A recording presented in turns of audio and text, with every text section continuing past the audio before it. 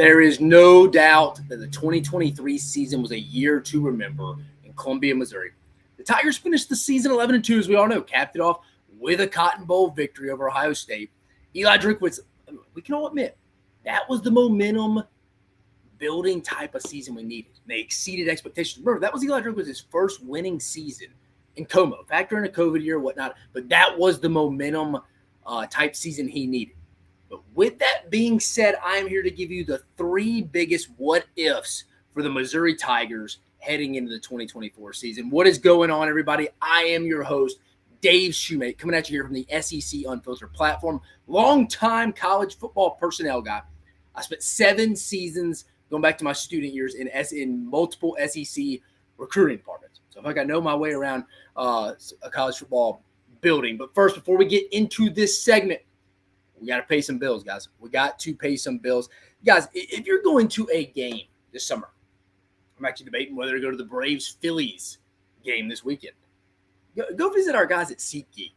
Go visit those guys. They do a good job. And if you're a first-time user, use code SECU for first-time purchase, $20 off your first purchase. Guys, they do a phenomenal job. I used them last week for the Braves games against the Pirates when it was Max Fried versus Paul Skeens. Phenomenal matchup. Both guys pitch. Story for another day. But anyways, come on, guys. Use your money wisely. They give us good deals. Again, use our guys, SeatGeek. Go to SeatGeek.com and use code SECU for $20 off your first purchase. Now, there's no denying how good the Missouri offense was in 2023, guys. There's no denying it. The hire of Kirby Moore from Fresno State may be one of the more underrated hires in the country last year. I mean, it really may, if you really break it down. Probably was. Off the top, I hadn't thought about it much, but now that I'm talking about it, I would say so. And that brings me to my first what if. What if Kirby Moore and the Tiger offense take it up another notch in 2024? Now, I know some people, you Missouri fans, some realistic Missouri fans may say, I don't know if we can be better overall, but I take the same kind of production, similar kind of production. And I think that's fair, but I'm saying, what if they take it up? What if Kirby Moore and Eli Drinkwitz turn it up a notch? I mean, they return 83% of their offensive production in 2023. Without looking it up, I should know this one off the top of my head. I believe that's the most production returning on offense in the conference, if I remember right. So that's why I'm a little bit like not so fast as our friend Lee Corso would say on that. They're 83% of offensive production returning. Your OC's back, your quarterback's back, all your weapons, even at tight end. We'll talk about it. I mean, you know the cast of these guys. Let's just get ahead of it. Brady Cook at quarterback, Luther Burden, Theo Weiss. I just mentioned him at tight end. Brett Norfleet, Mookie Cooper, another slot guy for him. And then the offensive lineman, I love it. Remember from my recruiting days over at Mimbo. Love him over there. They got guys on offense, guys. There's no doubt about it. Now, they do lose the leading rusher in the conference last year in the league, Cody Schrader. But from what I've been told, and this is coming from in the building and kind of my own evaluation after watching these two guys, what if they could pick up or get real close to Cody Schrader's production from 2023 in 2024 with Georgia State transfer Marcus Carroll and Nate Noel from App State? I mean, both guys are north and south runners who play with a real low center of gravity. That's what they had a good got a lot of yards after contact. Carroll finished 10th in the FBS in rushing yards with 1,350, and also caught 23 passes. So he can be a threat out of the backfield as well. And I think that makes you dynamic in today's football. Then Nate Noel, the App State transfer, comes in after finishing 8th all-time in rushing at App State. And we know App State, they've produced a good football program over the year. And this should be a solid group effort here. This could really be a nice thunder and lightning. I know that type of combination in running backs. When I think about that, I'm always thinking about the Clemson was it Thunder and Lightning they'd always talk about. It was CJ Spiller and the other kid. But anyways, that's what I always think about. It's kind of a cliche thrown around with running backs. It's just the Thunder and Lightning one. But the offense, again, I think it has a real chance to take another step, which is scary for the 12 opponents on the Tigers' schedule. And let's go to the next one. We're going to the other side of the ball here, guys. What if the Missouri defense goes in reverse? We're taking a step back. We're taking a step back. It's kind of opposite of the offense a little bit. Not as much because the production is still there. I think there's like 62% of the production, something like that, is there. The defense has to replace, though, lose 3 coaches on the same side of the ball. They all happen to go to the same school. But defensive coordinator Blake Baker, I think, was one of the better DCs in the country. Jake Olson went with him to Baton Rouge. He coached the linebackers last year. And then Kevin Peoples, one of the better D-line coaches in the league. He's off to Baton Rouge as well. It's a lot of turnover on one side of the ball, guys. There's no sugarcoat that. I don't think you can sugarcoat that. That's just reality. Then on the personnel side of things, talking about losses, Darius Robinson had a really good year last year in 2023. Tyrone Hopper at linebacker. And then your 2 best corners, Ennis Rakestraw and Chris Abrams-Drain. I'm not going to use the term at a school like Missouri. It's hard to replace because now with the portal and the way NIL is rocking in the state of Missouri and at the University of Missouri, I don't necessarily think that's necessarily as true as it maybe was 4 to 5 years ago. That's just a lot for anyone to replace in 1 year, guys. It is. It's just calling a spade a spade. 3 coaches and 4 key players at all 3 levels of the defense. That's a lot.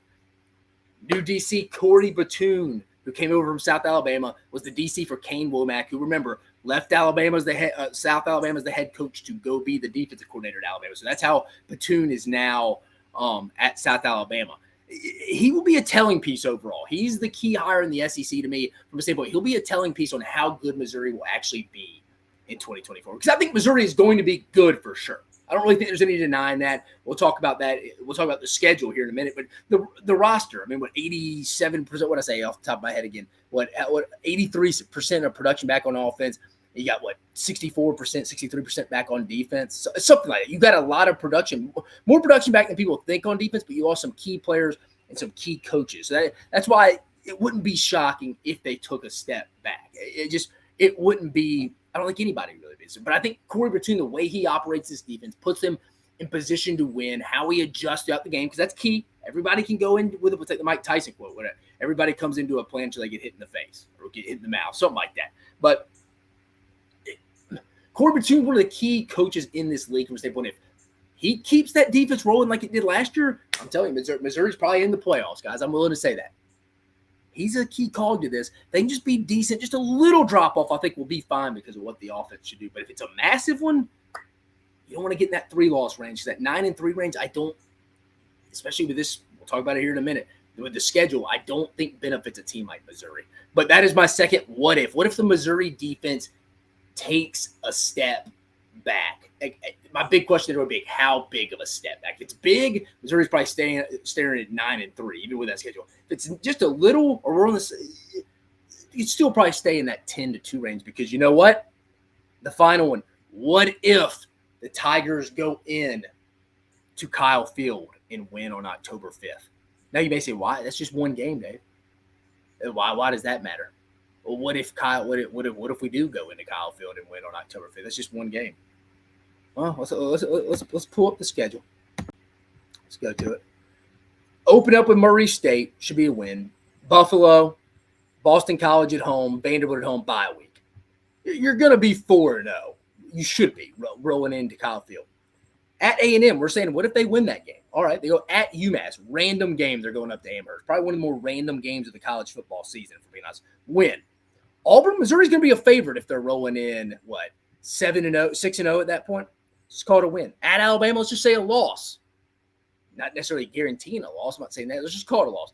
Bye week. Let's get our guys healthy. Let's live in the training room. Let's get healthy. Big game against former Big 12 foe, Oklahoma. Welcome to the SEC. Missouri would be probably favored in that game. Probably because Oklahoma's schedule so hard. I don't see them rolling in with 0-1 losses.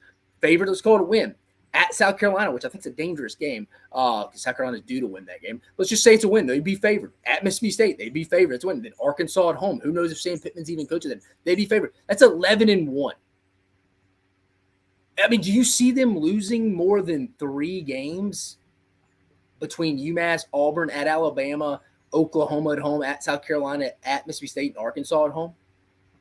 No, I don't. I don't see them losing 3 games out of this final, 1, 2, 3, 4, 5, 6, 7. No, I don't.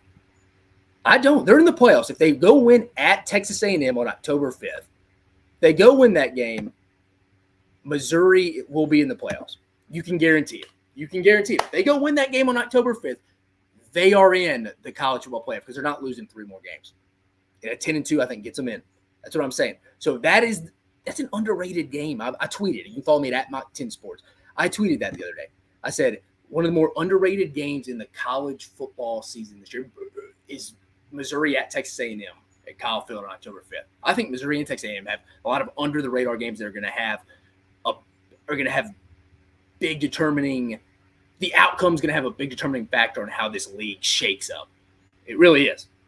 So again, guys, my three biggest what ifs of the 2024 season for the Missouri Tigers. First, what if Kirby Moore and the Missouri offense take it up a notch a little bit? Some may find that hard to believe. I don't really think it is. Second, what if Missouri's defense takes a step back? That's a big question. How big of a step back? Because I think it's going to be a bit, but how big? How big? Is it half a mile? Is it a mile? Is it 2 miles? I mean, let's just got to stay within that 10-2 range there, Missouri. I think with the schedule, it's beneficial. It leads me to this one. Then finally, what if the Tigers roll into Kyle Field and get a victory over Texas A&M on October 5th? I said it. If they do that, they're in the playoffs because they're not losing 3 out of their last 7 with that schedule. They're not. Missouri fans, exciting time. 2024 should be a good year for the Tigers. But that will do it for me. I appreciate you tuning in. Remember to like, subscribe, hit the notification bell as you do not want to miss any of the content we have coming at you here from the SEC Unfiltered platform. Until next time, I'm your host, Dave Shumate. Let's have a day, folks.